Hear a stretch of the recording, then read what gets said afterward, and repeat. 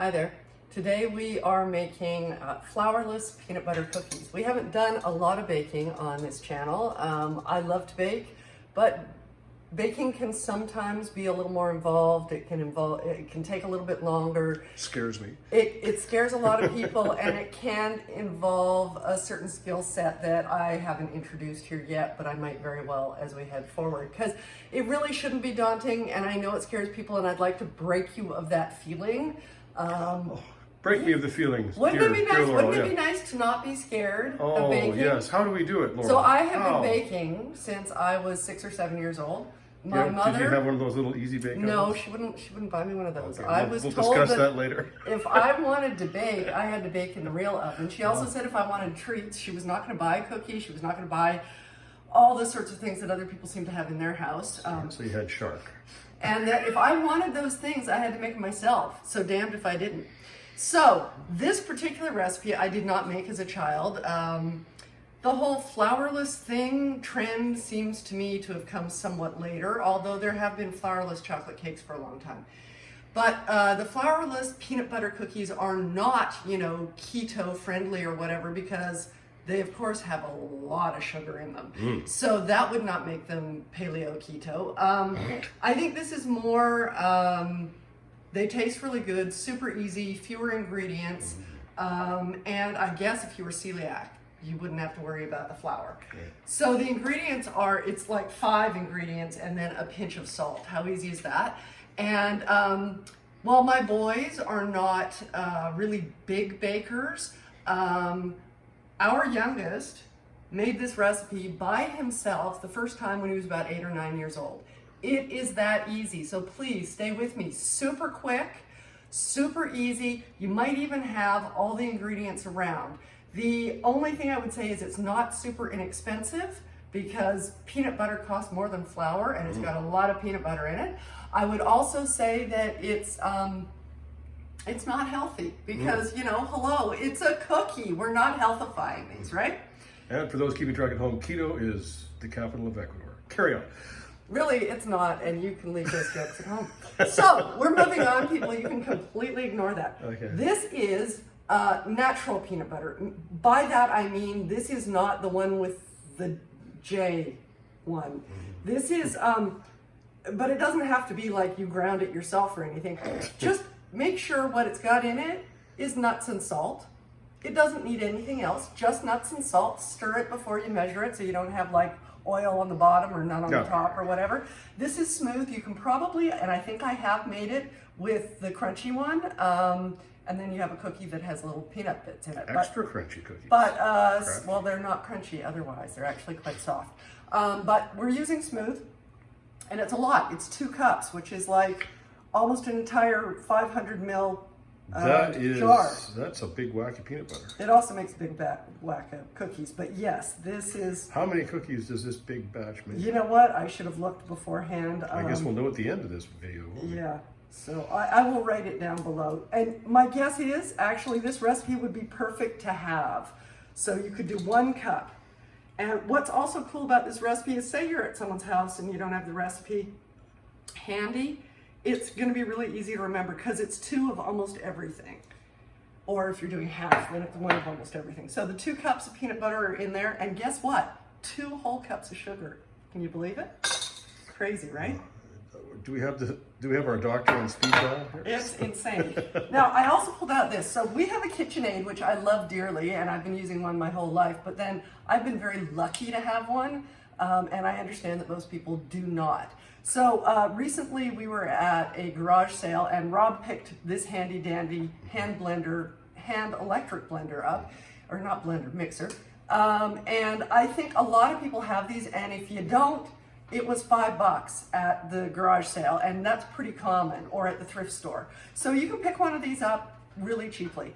I have made this recipe by hand. 100% you can do it. It requires a little arm work, takes a little bit longer, but you can definitely do it. Loud noise now. We're mixing. Kind of appropriate. You're sort of wearing a wife beater here tonight, too. So well, not really. But anyway, so sugar, peanut butter.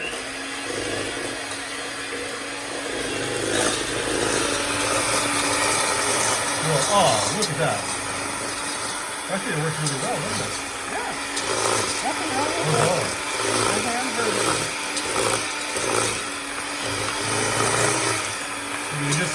totally integrate the sugar into the peanut butter. So yes, that is all we did, is make sure. I can see no like extra sugar here, right? It's the peanut butter mixed up with the sugar. Are you sure you have enough then? And then we're gonna add 2 eggs. So remember, we had 2 cups of peanut butter, we had 2 cups of sugar, and now we have 2 eggs. The original recipe I read said to put them in separately, and there is a time and a place when you're making like light, fluffy cakes where absolutely pay attention to that. In this recipe, I don't think it matters. So both eggs are going in there, and we're gonna beat the heck out of them. Judgment call. Go. Oh, yeah. Pretty good for $5. Yeah, it's doing great. And you're just moving it around so that you get all of this stuff mixed in.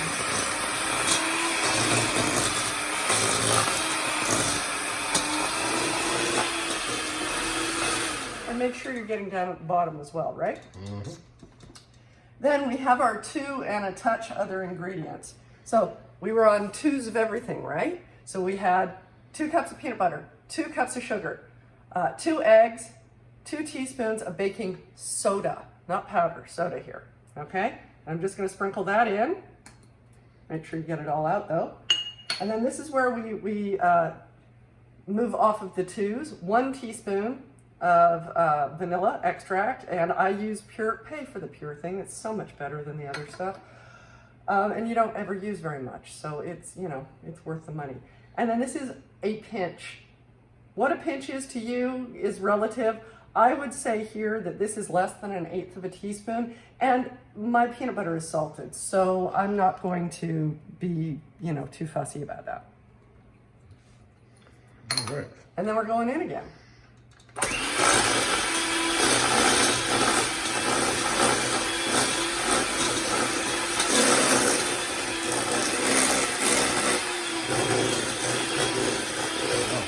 So you're right, on the surface this doesn't look very daunting.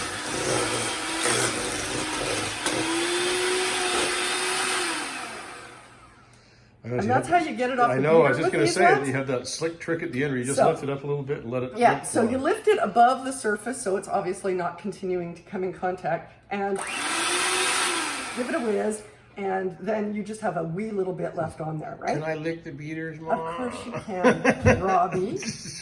Now, if you made this in the KitchenAid, because I have done this, so I know for a fact, the way the beater on the center of the KitchenAid works is a little bit different than these ones work. Doesn't change your final outcome, but at this point, this would be flattened up against the side of the KitchenAid bowl. So if yours doesn't look like this, if it looks like it's smooth up against the side of the bowl with nothing much in the middle, that's okay too.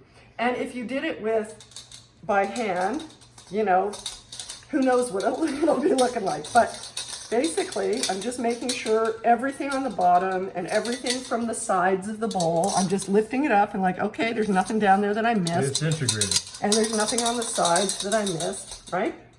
So at this point, hands, make sure your hands are clean. You know me, I'm a hands-on kind of gal, but I'm not really sure how you do this otherwise anyway. So lightly greased cookie sheet, and the oven has been preheated to 175 Celsius, which is about 350. I'll write that down below.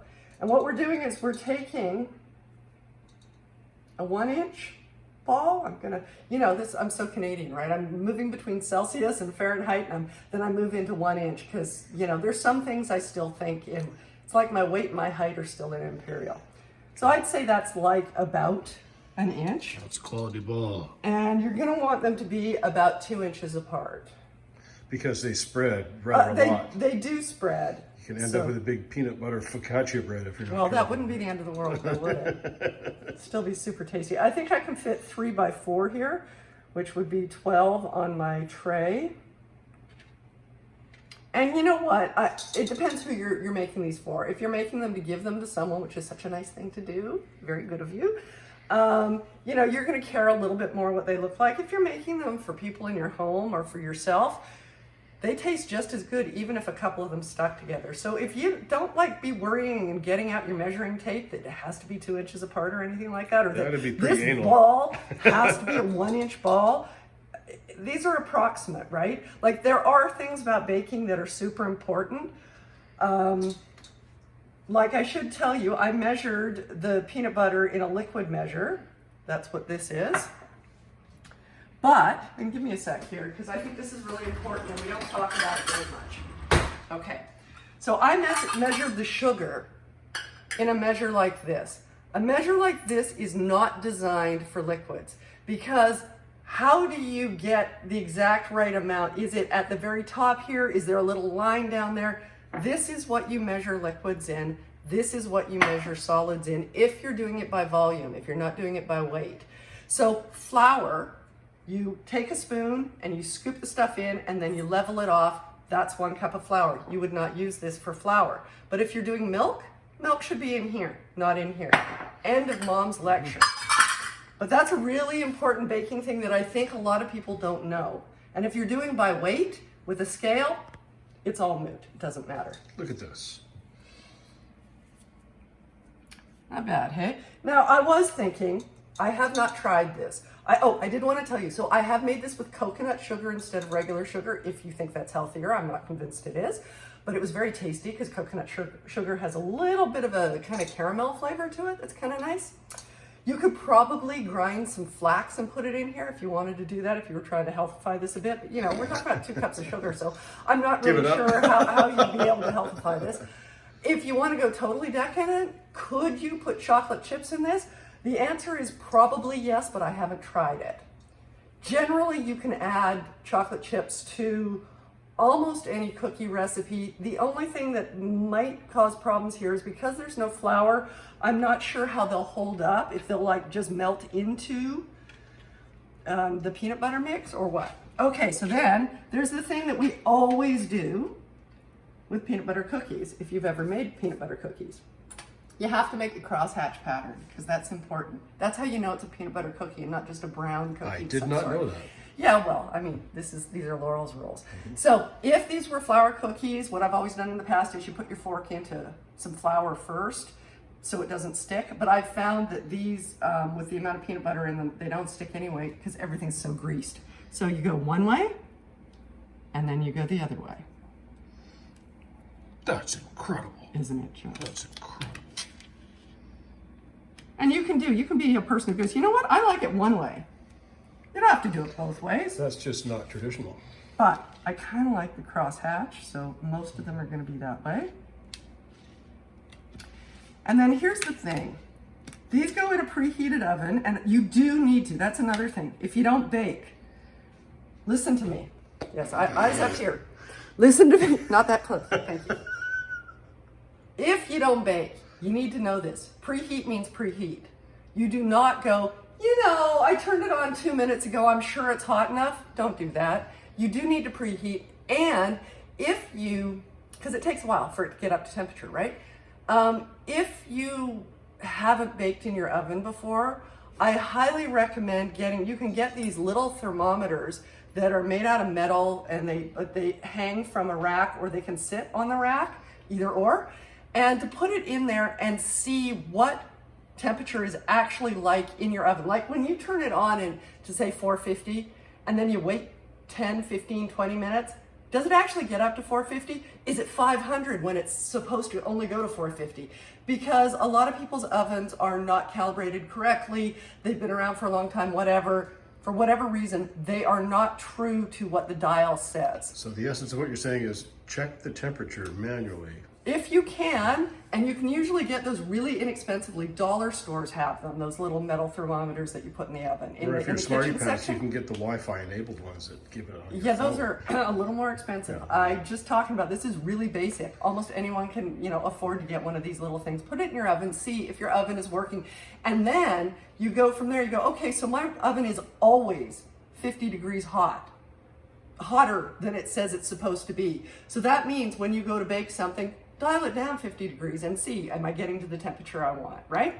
So preheated, I know my oven is because for us, the light goes out. For some ovens, the light goes on or you get a beep or whatever. So I know that's ready to go. I am gonna put these lovely peanut butter cookies in for 8 minutes, okay? And then we're gonna pull them out and we'll show you what we got when we come back.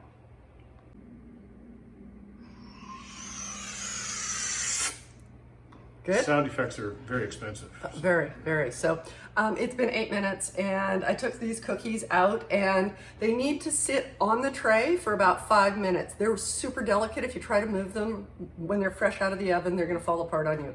Give them the 5 to 10 minutes, then take a spatula and take each one off and put it on the rack.